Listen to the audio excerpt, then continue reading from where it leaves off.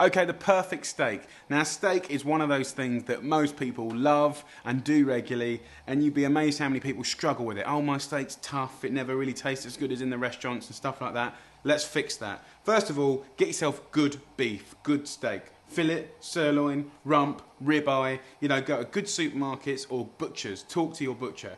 Getting it hung. 21 days is a really good time to get your meat hung. That means it's been hung in an environment where it gets more tender, juicy and tasty. Also, there's a few little things that I do to make sure it cooks beautiful every time. So over here, I've got two methods of cooking. I've got the straight pan frying method in here, right? It's just a pan, non-stick. And then I've got a griddle pan, which gives you those kind of bar marks, very much like a barbecue. Now, obviously, I'm not doing barbecue in here, but barbecue is the holy grail. You've got the smoke, and you've got the fat dripping off and giving you extra flavour in smoke. So, obviously, I'm not teaching you that today, but the same principle works for all three methods. So, these pans have been heating up for 5 minutes. You don't want to boil steak or poach steak. You want to fry steak. You want to caramelise colour and flavour. So they've been on for 5 minutes. They're screaming hot. The window is open. The fan, if I had one, would be on, right? And all I do is season the steak here with sea salt, like that. Pepper. Steaks just love pepper, so you can be fairly generous. A little olive oil. And then just use a pair of tongs just to smear that in like that, and then you can turn it over and do the same on the other side. Now the other thing is this, supermarkets tend to cut their steaks really, really thin. That's a problem because it's very hard to get good colour, which is good flavour, and have it medium or medium rare. So going to the butcher's or a supermarket and asking for your steak to be about 1 inch thick, it helps you so, so much more. Salt on the other side. With sea salt, it looks like more than it is, but it gives good flavour. Pepper again, and olive oil again. Now this is a big kind of misconception that you have to put loads of olive oil and butter in the pan, because the first thing it's going to do is burn, and it's not going to give you particularly good flavour. So I'm just literally tossing the steak in the seasoning and the oil on the plate. There's nothing in these pans here, and then I'm going to move it over to the pan and put it straight in, dry heat. That way your pan's not full of oil. Just lightly pat it down. Same on the other one. And the way I want to cook it is cook it evenly on each side. So about 1 minute each side, and just keep turning it and cooking it until it's cooked to your liking. And I'm going to talk to you later about how you kind of get your head around how it's cooked. Medium, medium rare, well done, etc, etc. Now while that's cooking, over here I've got a few fillet steaks that I've marinated in a little bit of garlic, rosemary, lemon zest, olive oil. You can see how to make that in the pestle and mortar video. And these have been marinating for like 3 or 4 hours. You know, that's a good sort of time for a fillet steak like this, little medallions. If you had a bigger lump of beef for roasting, you can do it overnight, you know, 6-7 hours. I'm going to cook these in the pan over here. So I'm going to give it a little bit of salt. Straight over. You can shake off. The marinade's done its work now, so you can shake that marinade off.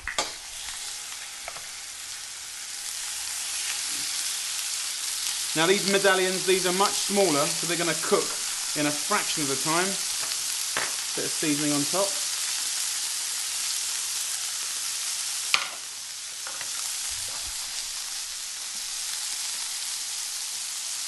And the idea is that you don't have any meat touching each other. If the meat's touching each other, it's going to create steam, which then is going to cause your meat to boil or steam instead of fry. So the sirloin's here about 1 minute. Look at that. You can see the fat dancing on the top. That's exactly what we're looking for. Pat the meat down so it's all touching. There you go. Now that's proper cooking. You can see you've got caramelisation there. You're building up flavour, character. Also, you're cooking the meat quickly so that if you do want it medium or medium rare, or even blue, it's going to be tender, tender inside. Let's go to the fillet steaks here. Little medallions. So I could literally cook that for another 30 seconds. Literally 1 minute on each side would be medium rare. 1.5 minutes on each side would be about just under medium. 2 minutes on each side, and that's a rough estimate. There's two ways of telling how your meat is cooked. One is to tear or cut into it and have a look, and the other way is to get a sense of touch. Now, the sense of touch is an interesting one.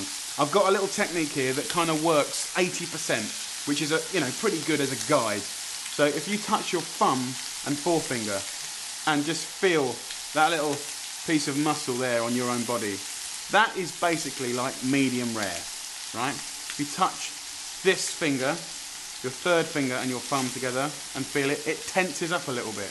And that's a bit like, edging towards medium. If you do that, medium well, do that, well done. And that's if you just get used to that touch, and then when you come over here and you touch it,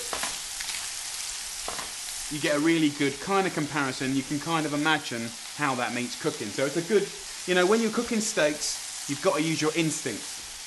So these fillet steaks are definitely done now. They'll be about medium, just blushing inside. Now, everyone talks about resting, letting your meat rest. And the idea of this, for a little fillet steak like this, let it rest for a minute and a half. There's no need to give it much time. A little bit of olive oil on top like that. And what you're going to get come out of your steaks is a beautiful mix of juices, mixing with the flavour of the marinade and also the good quality olive oil. Now, you can let it rest for a minute here. And then what you can do is serve it up on a plate and pour those juices over the top. Back to this pan here, it's had another minute and a bit here. I'm just going to turn it over. What's quite good if you're using the griddle pan is put the fatty side here against the pan, because no one really in their right mind wants to eat sort of raw fat. You want it to be rendered, caramelised. Now, with a nice thick steak like this, there's a couple of things you can do for extra flavour. Get yourself some rosemary sticks, right? Get yourself a garlic clove, cut it in half. And get yourself just a little bit of butter. If you take a knob of butter like that off, what you can do is go with your garlic and rub it on the top like that. You might think that it won't make any difference, but it really will. And then get a piece of butter and just literally give it one little rub like that on the top. And then rosemary. Just pat it with rosemary. I know it looks like it wouldn't make any difference, but it really will. It's going to bring out the best and the most fragrant of the garlic and the rosemary. Let's turn the baby. And we do it again. While it's sizzling with fat like that, pat it with the rosemary. Just rub it with that gnarly bit of garlic. You can even smell it. And rub it with that little bit of butter around here. That's good now. Onto a plate for resting. Because this is a bigger bit of meat, we can let that rest for about 3 or 4 minutes. Just put it down there. I want to just explain this last part of steak action. So if we look at the medallions here, we can see the natural juices have come out. So this is what I want to do. We can just take this up here. I would normally just serve it just like this. But to kind of get an idea of what's happened inside the steak, you can just cut it at an angle. And you can see, beautiful and blushing. That's kind of perfect medium for me. If you wanted it less, you obviously cook it for less time. Like that. But also, what's left in here, that is gold. That is what's going to make your steak absolutely incredible. So mix it up. It's like almost like kind of marbling, right? Have a taste.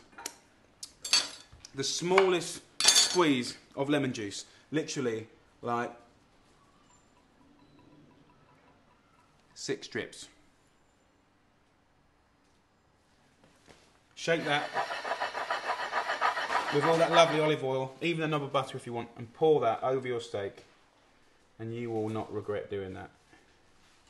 That is going to be awesome. Let's do exactly the same with our sirloins here. These should be slightly rarer. So with this baby here, just going to slice up the sirloin like that again. You can get back to your lovely plate and take your steak and literally just lay it out like that. Cook medium again, nice and blushing.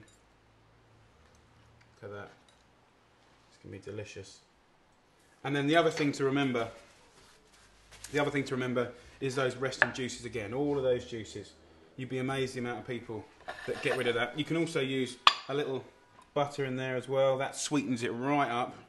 And then get those lovely juices and pour them over once more. Beautiful.